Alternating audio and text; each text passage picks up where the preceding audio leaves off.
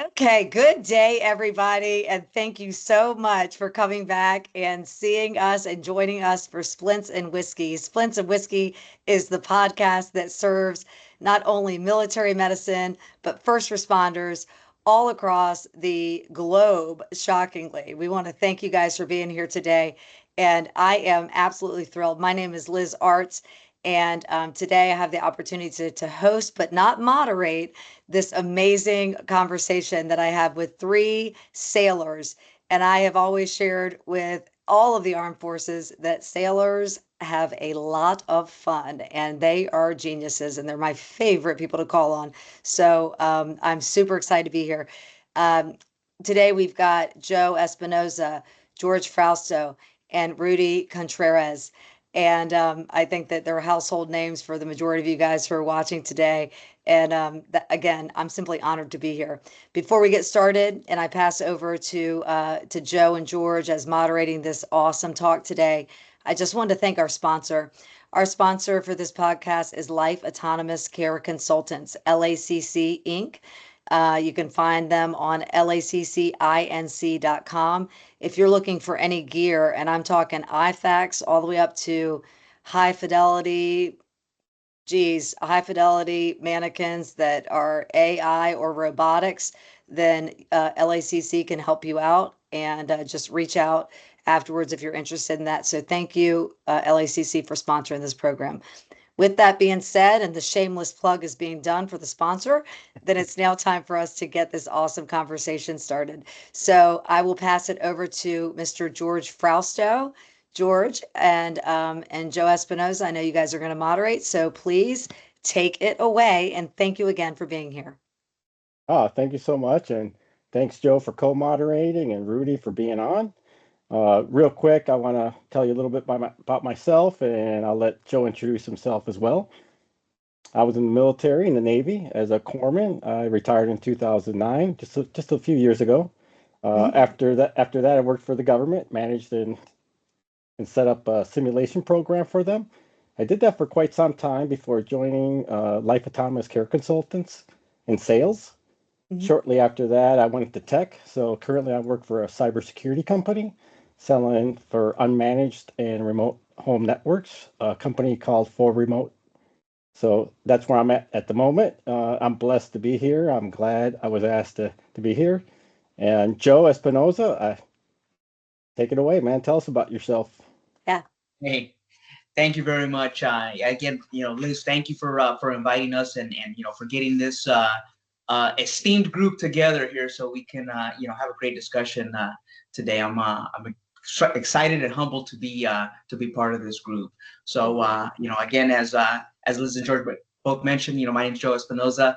Recently retired Master Chief Hospital Corpsman. I am so recently retired. My retiree ID card is still warm from coming out the print. I just retired here after 30 years of service in June of 25. I served out my last tour here working out of the Pentagon staff, the Navy's requirement sponsor staff for Navy medicine. But I did 23 years as an independent duty corpsman. Most of that spent with the surface fleet and variety of ships.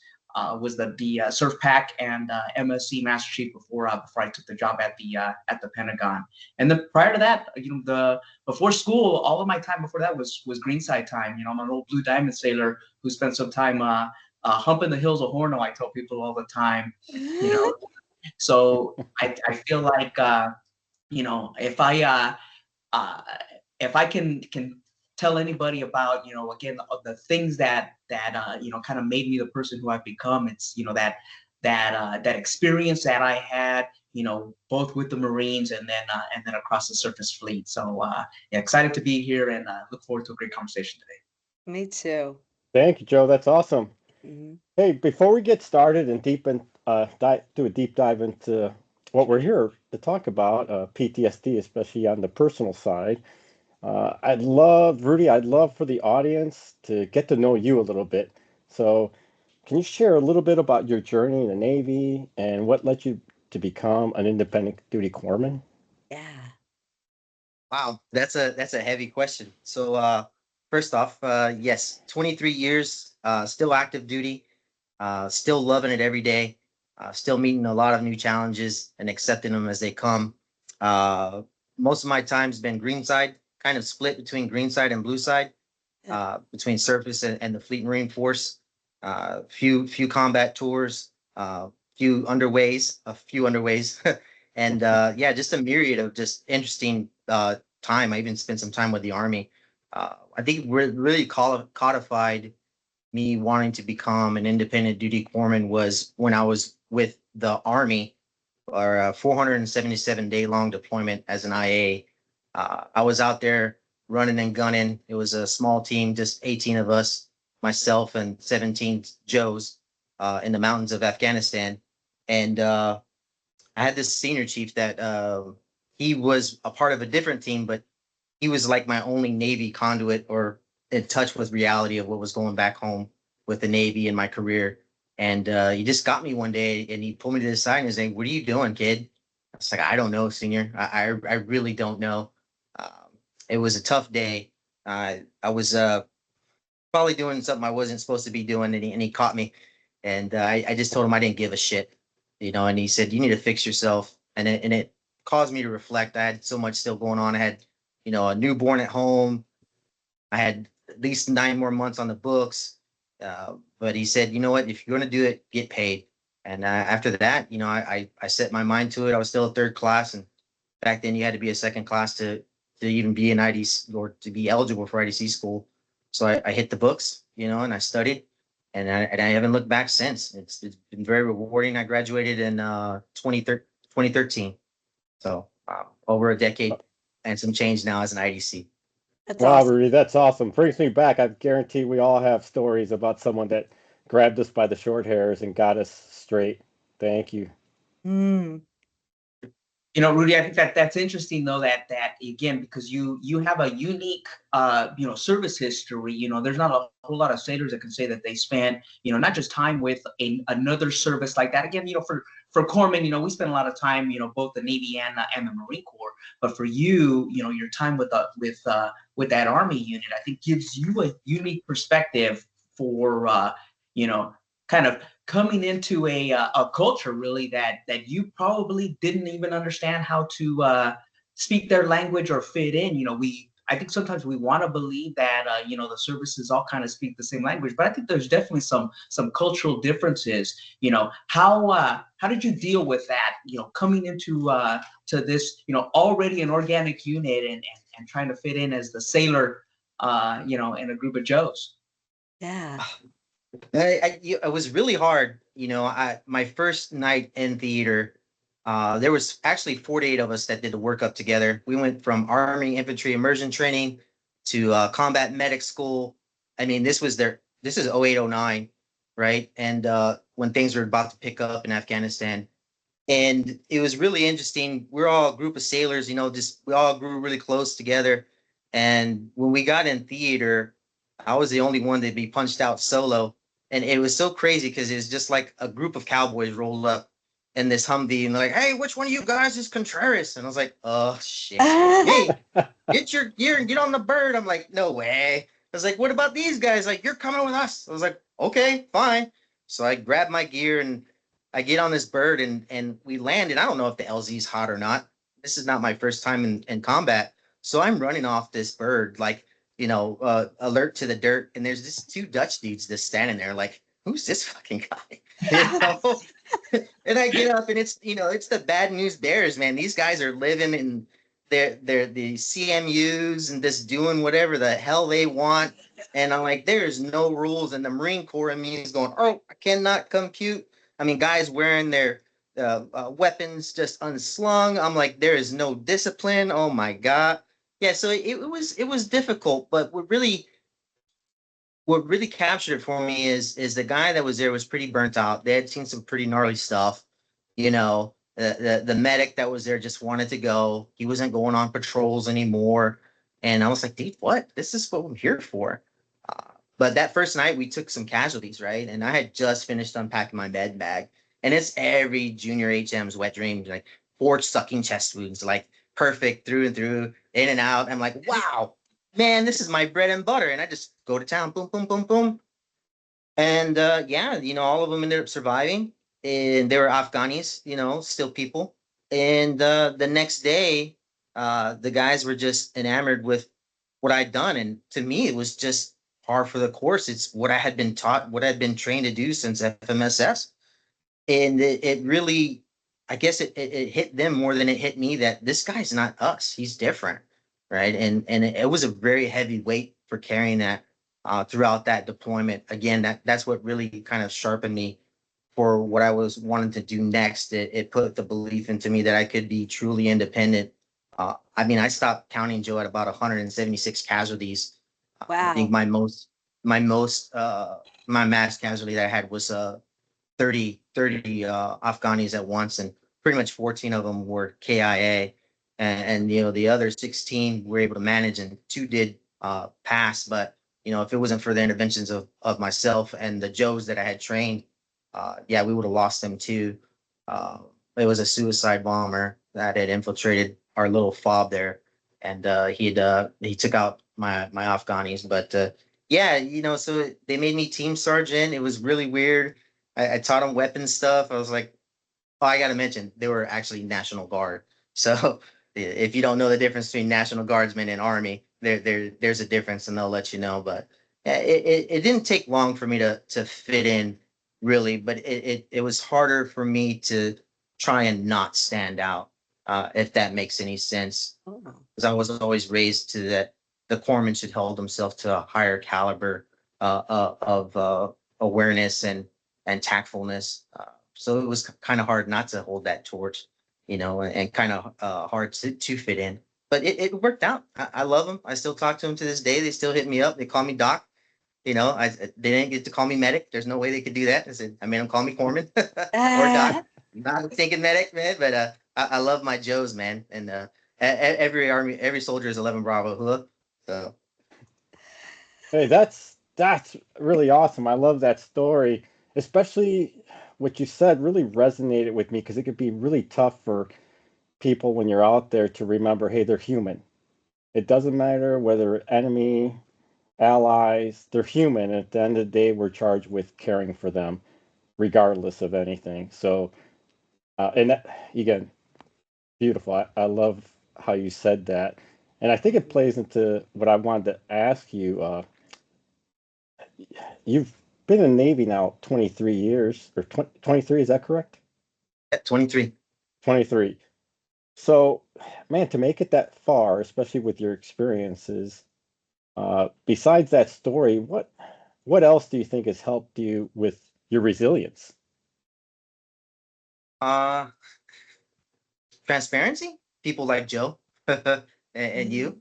I mean, I kind of feel like I've been in your shadows for a long time, and you guys have just let me shine. I could tell you I had a little flashback when I was in San Diego this last week of when I got a phone call when I had just come up for orders to the ship. It was, hey, cabron, I heard you got orders. You want to go to a ship? I was like, I got one with your name on it. I was like, dispatch chief. But I just being there, and even right now, I'm getting text and phone calls from sailors uh, all over the globe.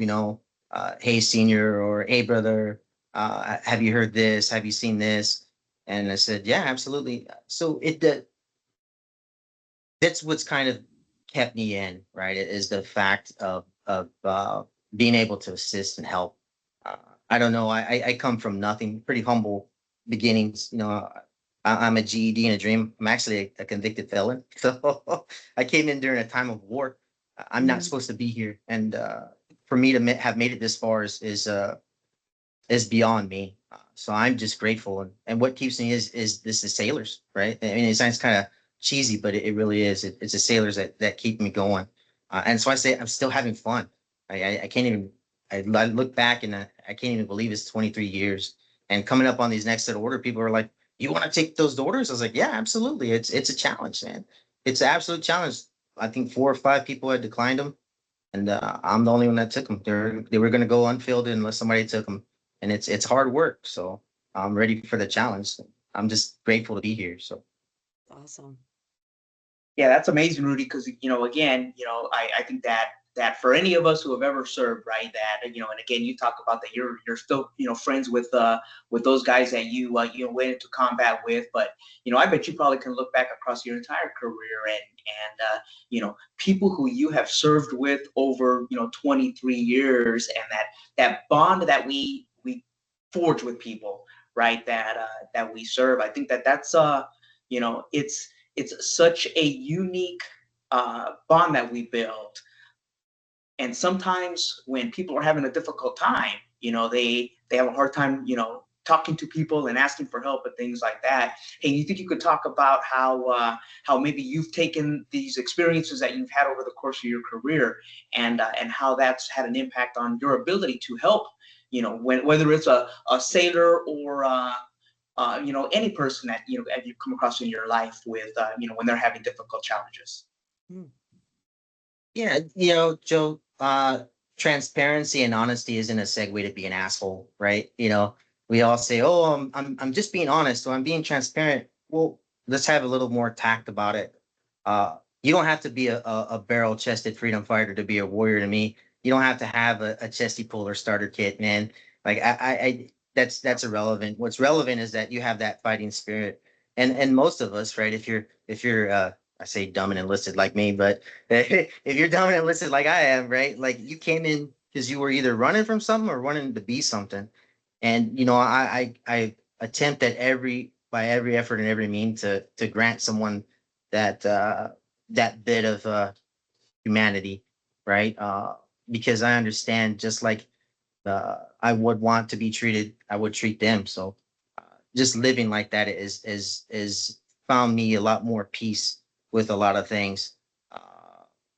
Dealing with those difficult moments is difficult.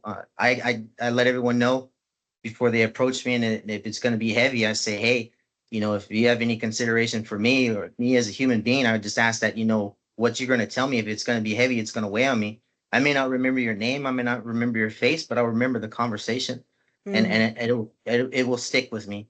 And for someone like that's had to actually take a human life, for every life you take is a soul you keep, and I keep those with me, those faces, not all the names, but the faces, right? So if I can continue to help with people that are struggling, whether it's the previous traumas of prior to service or now, I feel just being human, and I can take the anchors off, right? Like I've had plenty of times where I've pulled a sailor in the office, say, "Hey, kid, what's going on, man? Let's just talk." You can call me Rudy, and they're like, "What?" I say, "Hey, for real, man. Like, what's going on? Let's do something here." Because a lot of people don't see them for what they really are, unfortunately. Yeah. Mm. Oh, thank you, Rudy, for sharing. And you've been in some amazing and some tough, not just physical, but mental and emotional situations, uh, and in combat. Not everyone gets to say that, and I'm not saying people cherish it. Sometimes people cherish it or want to cherish it, but until they get there, they don't realize what the impact it really has and what it can do to you.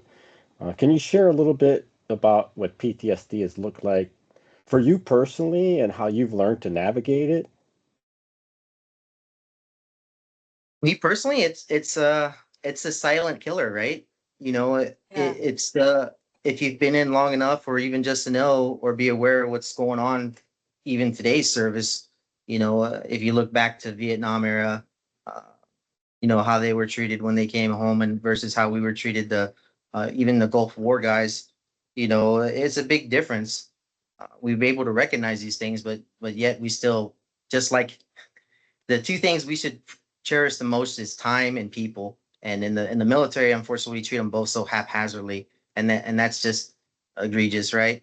So mine is it's I live with, I fight with, I win with, I lose with, and I didn't really know what that was or what that meant until I'm just yelling at the top of my voice for no reason, or combat rolling out of out of my vehicle while it's moving because I hear rounds going off on Pendleton.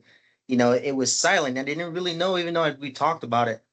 When we first came home, because I'm a OIF 2-TAC 1 guy, so Ramadi and Fallujah veteran. I mean, my first Wow. deployment, we lost 36 personnel. One kid decided to, start his rifle in the chapel before we left the line of departure, and that was unfortunate.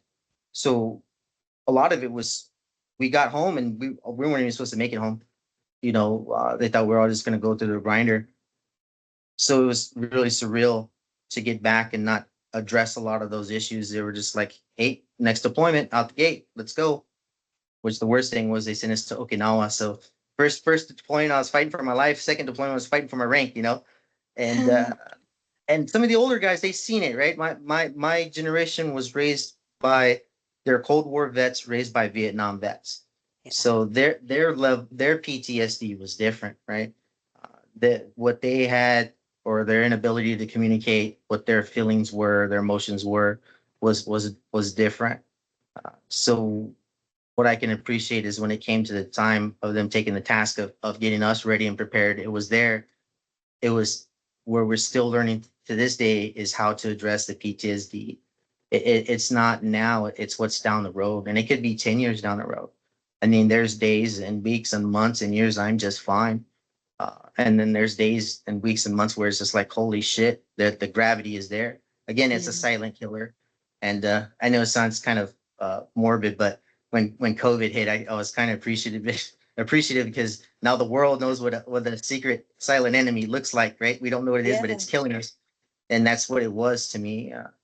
It's still killing us. It's silent.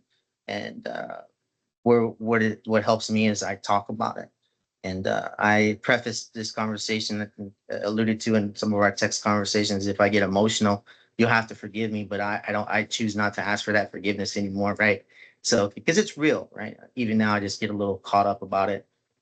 Unfortunately, I've seen it take too many of my Marines and sailors' lives, and so still dealing with it.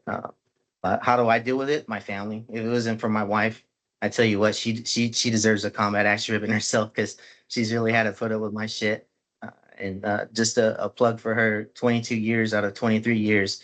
I mean, that's some faithful and honorable service, man, right there. Yeah. But I couldn't do it without, the brotherhood and the sisterhood for transparency and just that radical candor. Like, hey, kid, get your head out of your ass. I still have the old goats retirees hit me up every once in a while. Hey, kid, how you doing? And that's appreciable. And it comes full circle now because the kids hit me up. Hey, senior, I ain't heard from you all. Hey, I haven't heard from you. How you doing? I'm like, wow, that's when it hits. Yeah. So that's how I deal with it. Just keeping on the press and keeping transparent and being honest about my situation. Amazing. But Rudy, I think that's an important idea, man, that you bring up, because again, you're talking about, like, as you look back over the generations, right? You're talking about, hey, Cold War vets that were raised by, Vietnam vets, right? And now here you are, man, and dude, you were a young kid, right? Third class, right? Was when you when you first went out into combat, is that right? Or younger than that? HN. So now think about that, though, man. Is that here you are, a senior chief, 23 years in your time of service, and the kids who are in that same position that you were in then, right? HNs, right? The HNs of the today. And again, man, I'm jealous. I really am, Rudy. I'm jealous of you, man, because you still have the ability to go back out there to see, with young corpsmen, and essentially, dude, you're shaping the future, right? Because those kids now that are coming into the service, man, hey, 9/11 is only something they heard about in a history book, right? They read about, right? And the stories that you tell of, Ramadi are the things for them, the things of legend, right? The things that keep us awake at night, the things that that make us have a bad day every once in a while. To them, they're these hero stories. But then when you start to think about this, is that when we look at the resilience of the next generation, right, and it frustrates me a little bit when I hear people talk about how this next generation is not as tough as we were. Dude, I'd be totally honest with you, I think that's bullshit. I really do, right? Mm. I think that that's such a cop out statement, because I know this, man. And here, the two of you guys will appreciate this, man. Here's what I know about every single chief select that has ever existed, man. They're the worst set of chief selects that has ever been, right? Select be the worst chief selects ever. And I Yeah, we're remember all when, part of that club. yeah, no, for sure, right? But the thing is this, is that, as we talk about how this generation, right, air quotes, is not as tough as we were. The reality of it is we're all the same, right? We're all the same people living at different times. So my question to you, man, is this: is that how do you take all of that experience that you have, man, that stuff that's in your head and in your heart right now, and try and instill it in them so that on their worst day, they have that little voice inside of them, that old senior chief Contreras, I remember him telling me this story, and I know that I got to do this thing. So how do you take your experience, man, and help them to build resilience, so that it's there for them when they need it? Good question. I just get out there still, a matter of fact, I have a mission tomorrow at 03. I'm getting underway, and I'm putting my kit on and I'm just getting out there. And a lot of times the sailors will be like, "Senior, what are you doing?" I'm like, "What do you mean? What the fuck am I doing? What are you doing, kid? Get your ass in the gun," Hey, so just being present. And I found, I'm a father of four. I'm actually a grandfather now of two beautiful little girls, Oh, granddaughters, right? congratulations. Thank you. And I tell these kids, you want to really go out there and tell you got your ass whooped by a grandfather? Is that what you want to do? I dad them a lot, and I love them, right? And I remind them, so you know what? You may not be the greatest generation, but you're the greatest of your generation. And if you want to talk numbers, I mean, heck, 380 million documented U.S. citizens, and how many serve, right? And why do we serve? And why do you do it? I give them this. I say, "Hey, kid, you got a cell phone?" "Yeah, I got a cell phone." Where'd it come from? I don't know, China. It's like, how do you think it got here? Uh, Ship, right? How do you think that ship was? How do you think that ship got here safely? You got here safely. Well, I didn't know. So it's just making them feel a part of that bigger picture and organization. Again, to take it back to what I said, if you're listed, you're either running to be something or running from something, and you give them that something that they can aspire to be, and teach them about onus and ownership. I mean, the Marines, they do it really good. I mean, as a Lance Corporal, you could be the fictitious rank of Senior Lance Corporal, right? And that Marine is in charge of that fire team and everything to do about them. Unfortunately, we kind of missed the mark. We wait till like E5, E6, and then we talk about leadership, and yes, the chief selects leadership, and we're playing catch up. What I found is do it now, do it out the gate, make them understand that they're worth something, worth more than what they've ever aspired to be, and let them know it's gonna be tough, man. You're gonna face a lot of different adversity. Unfortunately, I've been very fortunate in my career, and I didn't really face any prejudice or sexism or racism until actually, a USS last ship. I ran into some difficulties with leadership, and that was my first time, and it left me kind of bewildered, because it's only what I had read about, and I knew it was really affecting the sailors when they were coming to talk to me, because as the IDC, the doc, they come and tell you everything, and I was like, what the hell's going on? But yeah, just giving them something that they can take a hold of, right? And then let them know it's going to be tough, and it seems to have been it's worked for me thus far. Yeah. Oh, thank you, Rudy. Thank you for continuing the fight. And when I say fight, I mean taking care of these sailors or Marines or whoever it may be that you're talking to, and helping them along the way. When Joe brought it up and you mentioned it as well, the young generation, I, I used to think the same way many moons ago.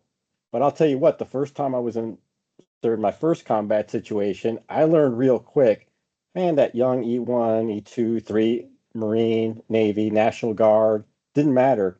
Man, when it came down to it and shit hit the fan, man, they stepped up. You saw all the training. And I still remember the first time we were in Iraq in the JOF.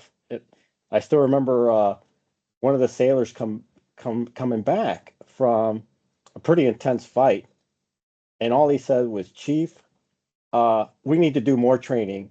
I'm done bitching about training, because we were just Oh, beating them up on training over and over. And man, everyone jumped on board. The doc, the IDs, everyone was on it. But they realized, hey, this is why we do it. The Marines took it seriously. We were training the Marines on how to patch themselves up all the time, anyways. And they take things pretty serious regardless, because they know they could be saving their buddies' lives, and they did. So I never feared the new generation because I saw what they did. And you guys obviously have as well. Those are misconceptions. Those are just we think we did it better. No, they're just as good. In fact, maybe more capable with the new advances that are out there. Quite possibly. I know there may be arguments on that side. Uh, Regarding PTSD, especially now as a civilian for a while, you hear so many things, and sometimes you're just a fly in the wall and just listen to conversations. I think people in general, not just military, but civilians especially, that haven't experienced it have so many misconceptions about PTSD. In your travels and in the situations you've been in, what are the misconceptions that you'd like to bring to light to say, hey, it's just not true? Makes you unstable. You know, wow. Yeah. it makes you unstable. I mean, which it can. I mean, it definitely can. And we put the D on there, disorder, as almost as if it's curable, right? I don't really feel it's curable. I think it's more manageable, right? I think it's what gets very misconstrued is that it's going to go away or you're going to get better. I think being honest with yourself and understanding that you're living with it, and again that it may not affect you today as much as it'll affect you tomorrow. Um, that's why it's a disability, right? But it shouldn't prevent you from doing anything, and that's another one too is that it can prevent you or hinder you from doing things, right? Uh, when I get in the zone, like every time I smell blood, I still get the shakes, right? But I go right back into uh, the muscle memory and the training. So I think people when they label you, well, oh, you got PTSD, like it's some sort of handicap. If not, it's helped me be more alert or heightened with my senses of things. It's just learning how to control them, though, right? That over awareness and over hypervigilance and stuff like that. But yeah, I think people label that as you're aggressive or you're volatile. That's a big one. Yeah.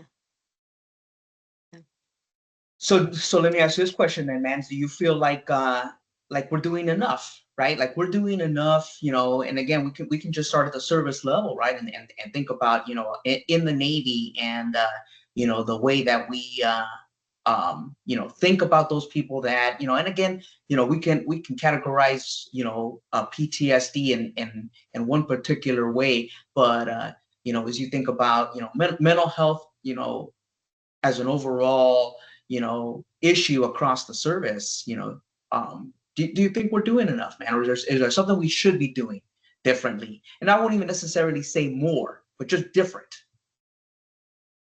We broached that conversation a lot of different ways. I mean, it's taken. I mean, being a green side guy, being a blue side guy. I mean, the Marines picked this up about a decade ago. The embedded mental health. And I was one of the first to take an Oscar out with me.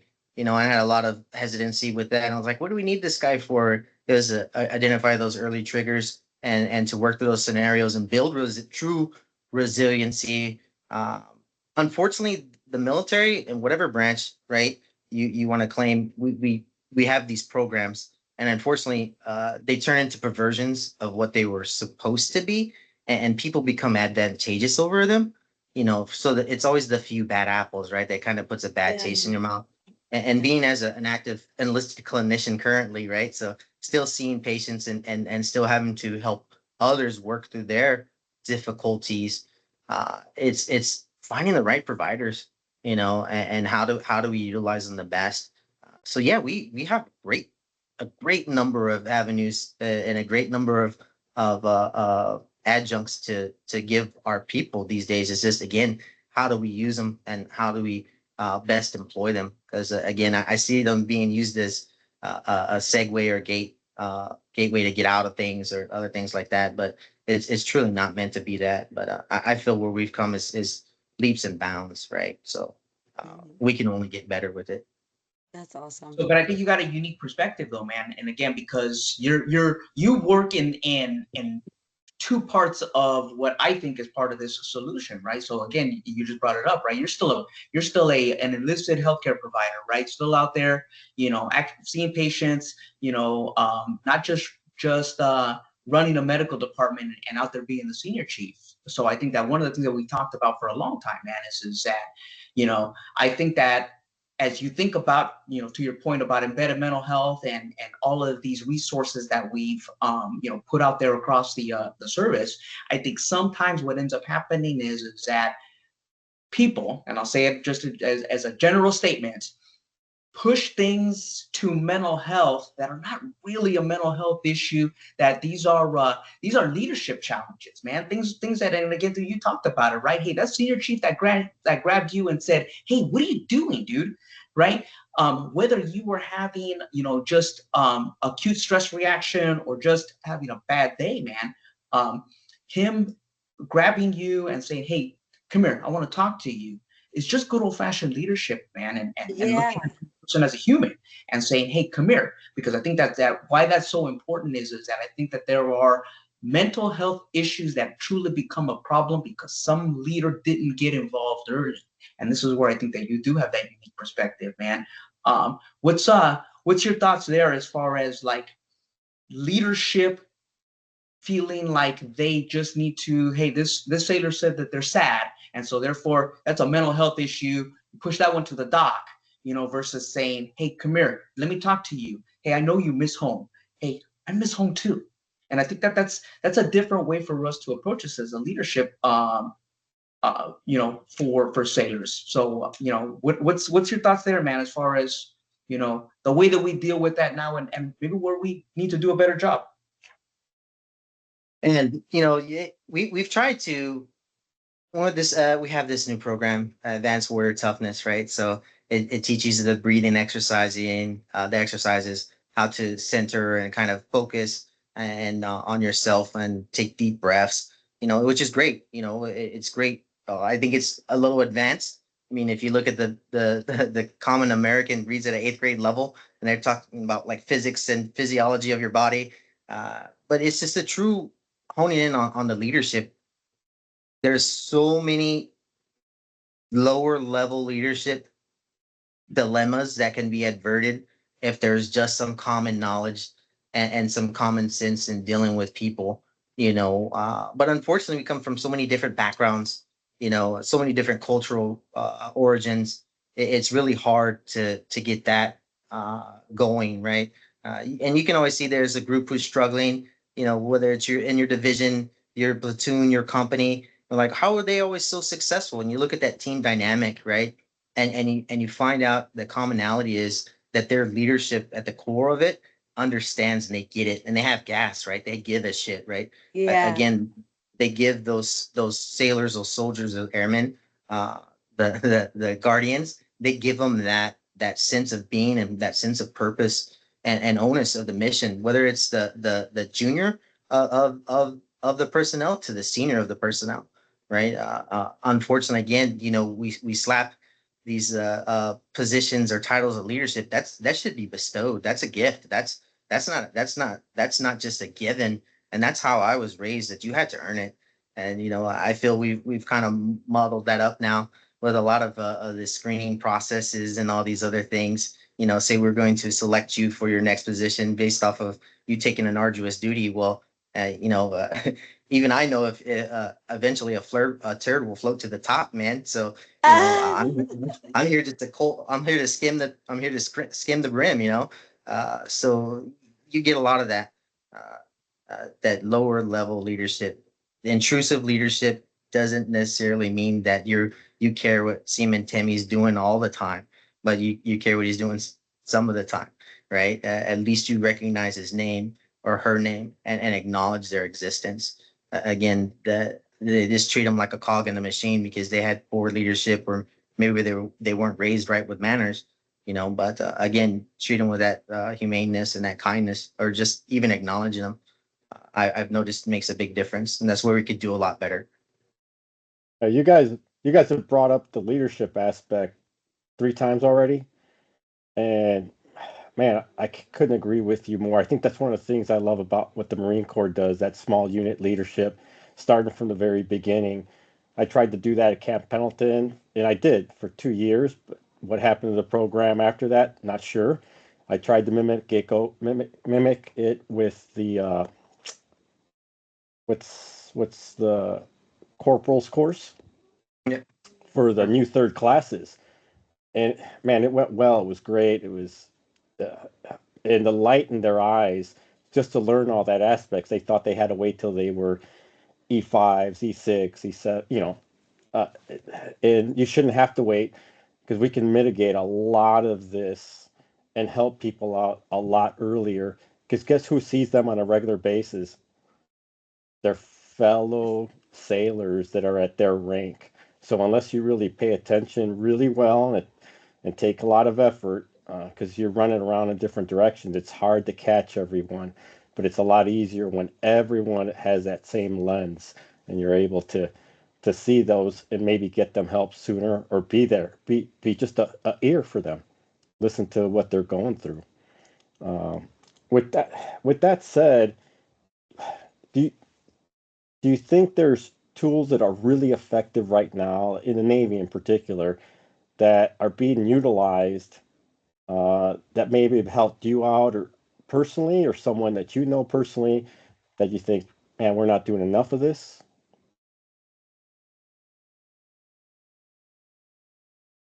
So many barriers. I mean, it's the access to care is what's crushing us. Now that DHA is here, it's been. I get a lot of gripes about my sailors just getting seen for. There's no sick call anymore. You have to make an appointment. Uh, You have to do all this and that. And some of the barriers I met personally was, well, is this deployment health related? Yes. Was it within the last year? No. Well, you need to go see this person, or you need to go see that person. So it's hard to say, George, because I mean, I don't get told no very often. I'm a senior chief, right? And I yeah. can't see it from that perspective or that lens. And unfortunately, I appreciate it, yes. And I'm grateful for it, yes. But what I'm having a failure to understand is why we're still having so many failures of access to care. So why people are not being seen, or when they are being addressed, it's not being addressed accordingly. And we're all human. We all make mistakes, fair. But I mean, I could tell you so many different stories as a provider within my last 5 years, or of practicing medicine, being on the waterfront, where we just really missed the mark. I mean, we've seen the rash of things that happened just 2 years ago with carriers, right? And Yeah. them still going through those things, right? I mean, that's a floating silly city, right? So, you think of that medical crew in there and what they're having to deal with. So access to care, I mean, it's just recognizing it. I really don't know what we're doing right or what we're doing wrong. From my perspective, I just wish we could do more and be better with it. So Mm. yeah, it's a Well, hard one to say. I hope someone hears this and can do something about it then, because it's the same story. It's been going on for a long time. Mhm. I have a question about that. Is it okay if I jump in for a second? Oh, by all means. Thank you. So Rudy, as because you're still active duty, and we talked about, you spoke early on about PTSD. I suffer from PTSD as well, not from combat, but from something else. And you brought about COVID, right? And so I wanted to ask you, because it's something that I'm hearing from my FMF guys, right? That that some of the sailors are different now, or some of those students. And so in those, when you had that uh set of recruits, or like all your first sailors that came in right after COVID, the COVID graduates and stuff like that, did you notice a difference in overall in what class sizes? I'll give you an example. At FMTB, for example, East, when I was down, we had some of my corpsmen were going, this class is different than any class we've ever had. 350 corpsmen. right? They're a hospital corpsman going, they're different. They're training, they're different. They're different because, and I said, why? They said, the only thing that we can think of is because of the socialization and because of the PTSD. So that for you was only what, like 5 years ago, right? Did you notice, have you noticed a change because of how the world has raised our, you know, your your adopted kids that have come in now? Have you noticed a difference in active duty and mental health with these Oh, new guys yeah. coming in? Yes, I mean, they're a lot more disassociative with other people, right? I mean, there's a Yeah. big gap there. It's huge. Uh, the inability to recognize like even others' existence. I mean, you got to look at what we did in America. We're pushing old people down for food and hoarding toilet paper. Right. Obviously, you've never been to a third world country and had a poo in a hole, you know. So it really dehumanized a lot of people, and unfortunately, it's left a mark. Uh, it's indelible, right? And working through that and helping them better associate with, you know, there's other people here too, man. Hello, you know. Yeah, so that's been a real heavy. That's a good question. You know, it really has affected a lot of people in a lot of ways. I mean, shoot, up until maybe a year and a half ago, there was people still remote working. I didn't even know that was a thing. I I know, mean, right? while They were I all was the at only. George's office, by the way. They were all Yeah, at I mean, George's office. I couldn't tell you. I mean, I loved it being in California at the time because the 15 was open, right? I could cruise to work living from in Murrieta to the waterfront, and I could be there in about 45 minutes driving the speed limit, you know, and it was just very surreal, you know. Again, I think it's one of those silent things, and people are still trying to get over that. And I see it even to this day. Going through the medical records when you're screening the sailors that came in during COVID and seeing those page 13s, and even remember what we had to, uh, where we were subjected to. I mean, I couldn't tell you. I was the only ship of my class that was still turning screws because COVID didn't exist on my ship, right? We had a Mhm, job to do. mhm. Yeah, so it's just it. I felt untouched by it, but being the outside looking in, I've seen a lot of what it's left and what it's shaped, and hopefully we can get past that again. You know, and when it does come, it doesn't hit us the same way.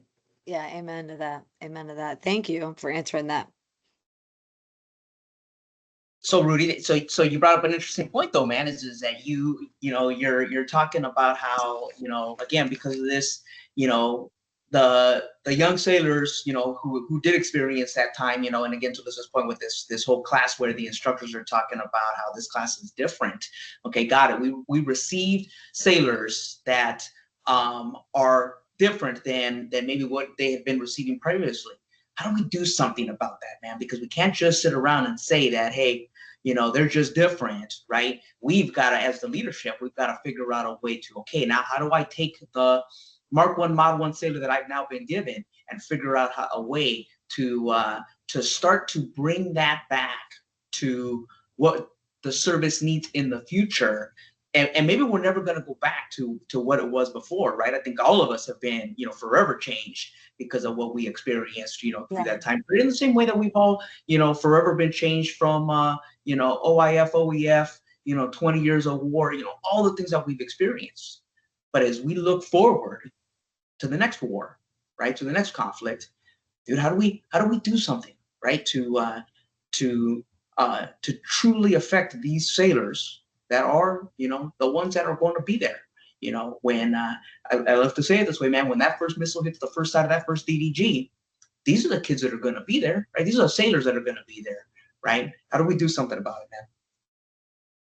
Yeah, that's the scary stuff that keeps me up at night, Joe. Like you know, one of the reasons again I hold on is I'm for that next one, you know, and I keep chasing that, and I got to remember it's not necessarily my time or place anymore.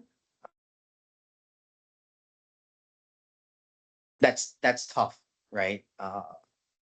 Remaining humble and recognizing that again, they're here to do a duty. I mean, if you want a job, go to McDonald's. That's a job, right? A Yeah. duty for sacrifice and for service. You know, what I think back to is how to remain aware of others and how to remain cognizant of that. It's not just me that's going through it all. It's very difficult, uh, especially seeing a young person suffering. And how do we gain advantage? And sometimes it takes a generation, a climate, uh, or even a command to change. Unfortunately, we don't always put the best people in leadership roles, and certain personality traits like narcissistic behaviors and arrogance puts people at the top. So how do we change it? Try not to shift it so far, because when we get past that curve, then it's like, oh shit, we messed up. We're trying to correct it back. I think Yeah. just taking it back to the simple, basic stuff, right? Uh, if you look at the root word of the military, it's militant, right? Why do we all wear the same uniform? Yes, because it's cost effective, fair, but it's to really erase the differences between us all. And as we move into this AI venture and we get further away, which these kids are going to be great at, what we noticed are let's take a UAV, our drone pilots, right? Mhm. Their experiences with combat. I mean, I just left the combat zone, right? I spent some time. I got back in July, and my premier access to live feed, right?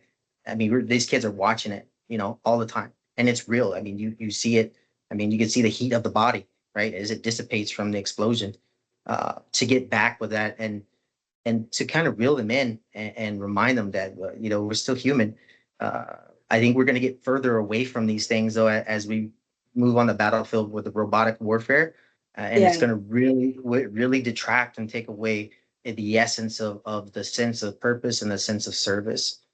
So I think we have even bigger battle to fight in the future, because there may come face to face that we are back on the ground, uh, and we are going back hand to hand.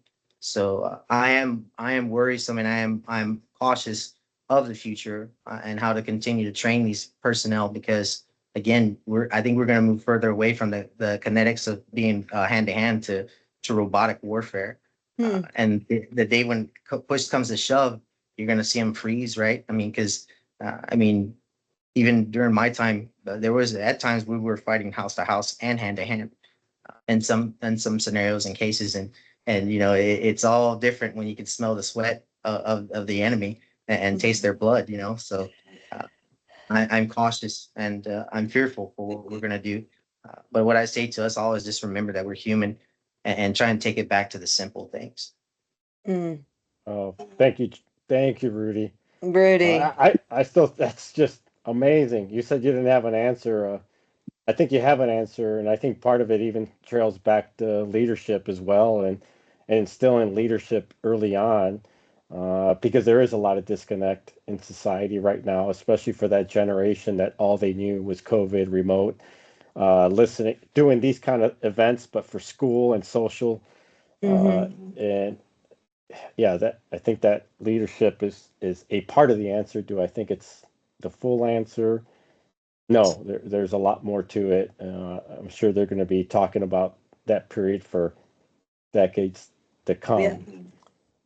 I got to Uh, tell you guys that we've got, when the listeners on this podcast are first responders or military medics, right, or corpsmen, and that's who listens, right? And so you're speaking to people, and even some of those people today will say, whether they're your age or your age or your age or my age, they're going to say, they're either going to say, oh, PTSD, PTS, we started calling it PTS, doesn't exist.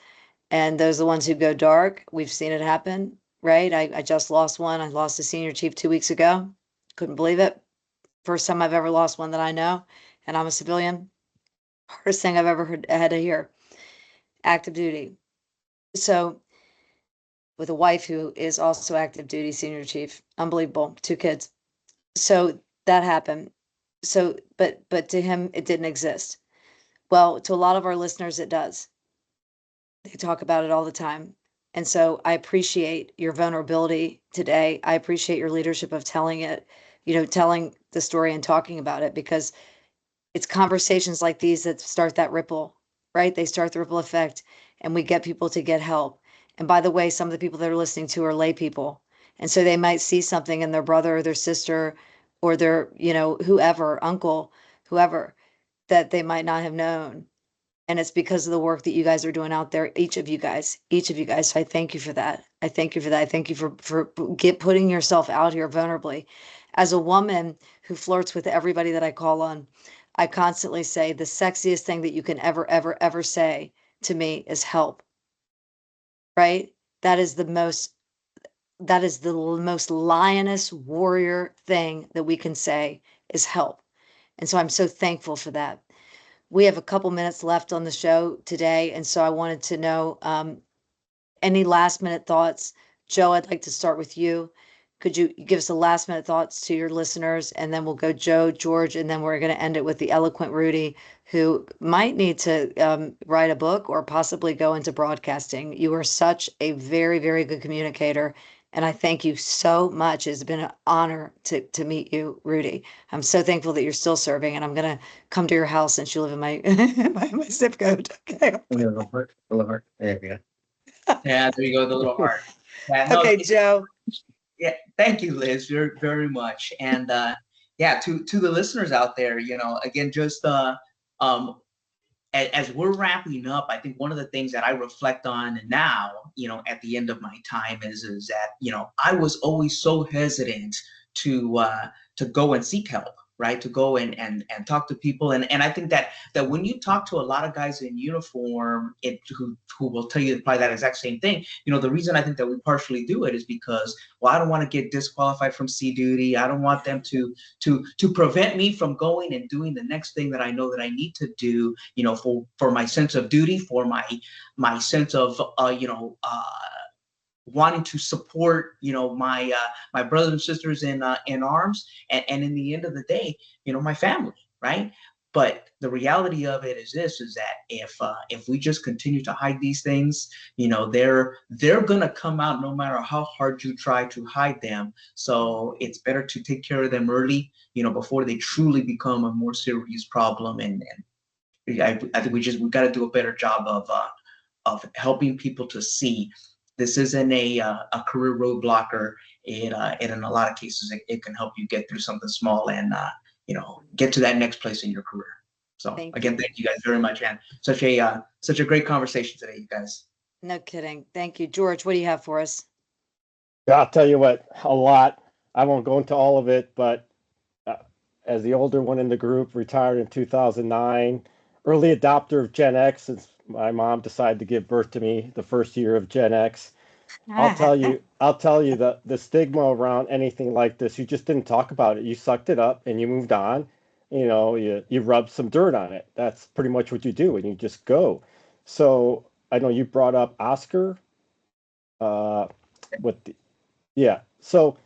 I don't know what it was called back in 2002, but Army actually started that.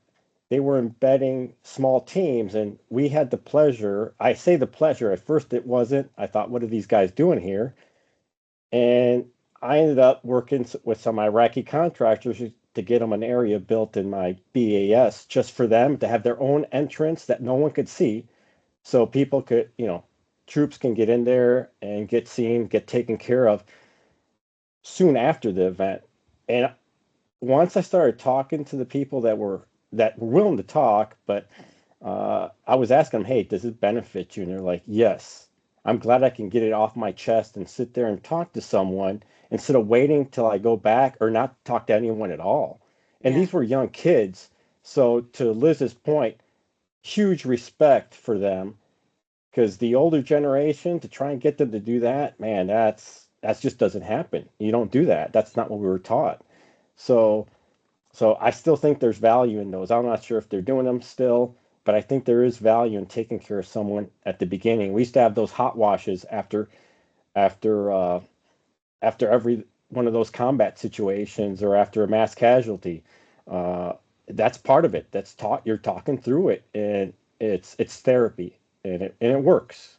So yeah, there's so much to take away from this, but I still think for me, the overarching thing, leadership, I need to start early. We need to train these people to think like that from the beginning. You don't have to be E5, E6 or an officer to be a leader. That's you've already mentioned it. It's bestowed upon, it's not given to you. You have to earn it. Yeah. But you know, a hard thing is, and I'm going to let you finish it out, Rudy. A hard thing is that your leadership needs to believe that PTS exists.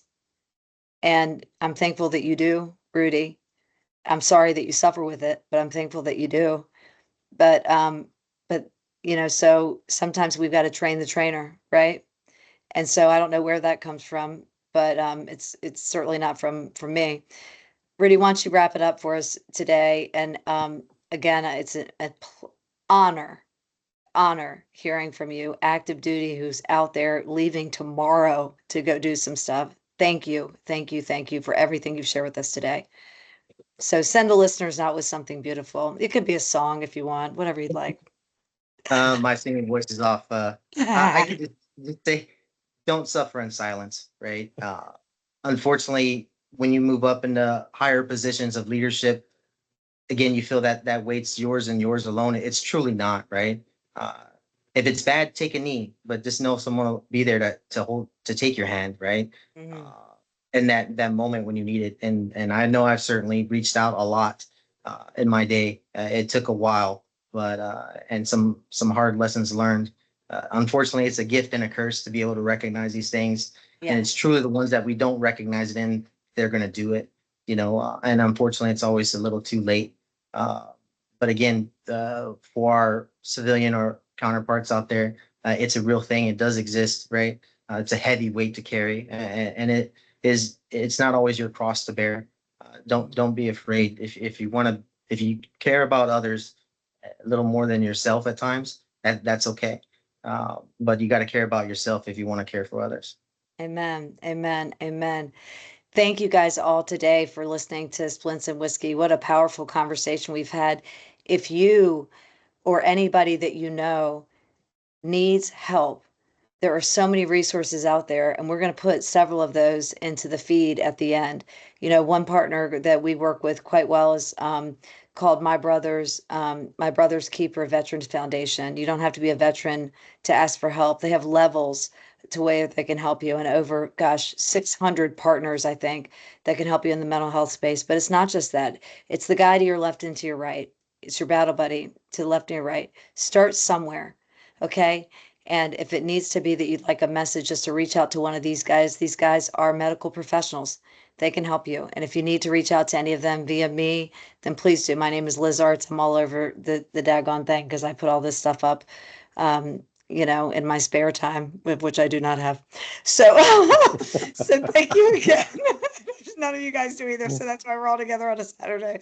So, that's because we love our sailors and our Glad to do it. soldiers. Right. My Amen. honor. Thank you guys. Thank you guys all for being here sincerely. Thank you everybody for listening. Stick with me, team. And Thanks for bringing us together. hey, oh God, the pleasure is mine, the honor is mine. Anyway, I find it better with these two. I tell you what, you did it on purpose. Do some research, Liz. I know your tactics now, I'll lady. tell you what. I don't know. Your I don't know what tactics. job you just got, but I mean, if I want to hire you. Okay, I'm in love No. with you. You're so great. All right. Thanks, you guys. For Splits and Whiskies listeners, please share this. Please share this because it's not just the people in the military that have this issue; it's the people in the streets. So share this with your battle buddies, your brothers and sisters left and right, because this world is jacked right now, and we need as many warriors out there as we can. So share it on, and you guys have an awesome week. Looking forward to catching you next week on Splints and Whiskey. Hasta la vista, locos.